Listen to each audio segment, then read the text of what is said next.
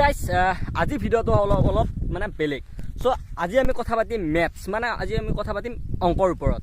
চ' যিসকলে অংক কৰি ভাল পায় সেইসকলে মানে সেই বুজি পায় আৰু অংক মানে কেনেকুৱা এটা ছাবজেক্ট, মানে একদম যিসকলে অংক মানে বহুত মানে পাৰে আৰু মানে বহুত জানে। চ' সেইসকলে মানে গেম খেলাৰ দৰে হৈ যায় আৰু অংক কৰি। মানে যদি আমি কথা পাতিম এজন অংক কৰি ভাল পোৱা ল'ৰা এজনৰ ওপৰত কথা পাতিম। চ' ল'ৰাজন আমাৰ ভাৰতৰে হয়, তেখেতৰ নাম হৈছে ৰামানুজন।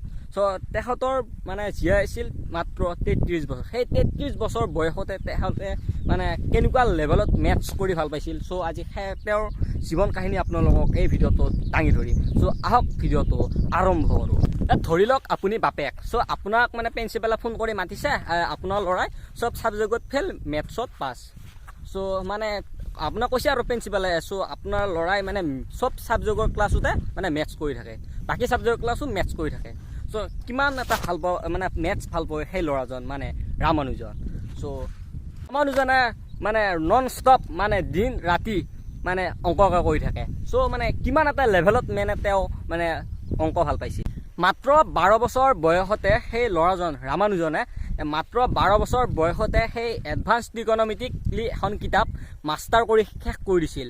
চ' কেনেকুৱা এখন হাই লেভেলৰ কিতাপ। চ' তেখেতে মানে মাষ্টাৰ কৰি শেষ কৰি দিছিল। চ' মানে দিন ৰাতি মানে ফলিত লিখি সেই কিতাপখন মানে সেয়াৰ কি কৰিম আৰু কেনেকুৱা এটা লেভেলত মেথছ ভাল কৰি ভাল পোৱা এজন মানুহ। এখন মানে চিনেমা আছে। চ' চিনেমা এখন আছে, চিনেমাখনৰ নাম হৈছে ৰামানুজন। চ' মানে সেই মানে ল'ৰাজনৰ সেই ওপৰতে মানে ওলাইছে, আপোনালোকে চালে বুজি পাব।